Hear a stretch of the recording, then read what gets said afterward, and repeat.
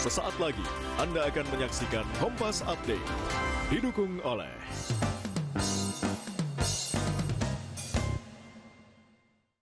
Anda menyaksikan Kompas Update bersama dengan saya Arizona Gali. Saudara, setelah sempat ditutup selama 2 hari akibat pertukaran sandera, truk yang membawa bantuan kemanusiaan mulai diizinkan masuk ke jalur Gaza.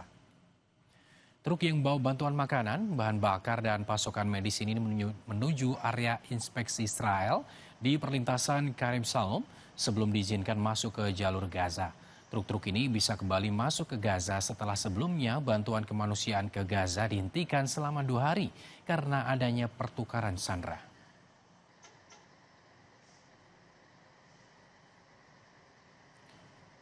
Demikian Kompas Update, saya Arizona Gali. Sampai jumpa. Terima kasih Anda telah menyaksikan Kompas Update. Didukung oleh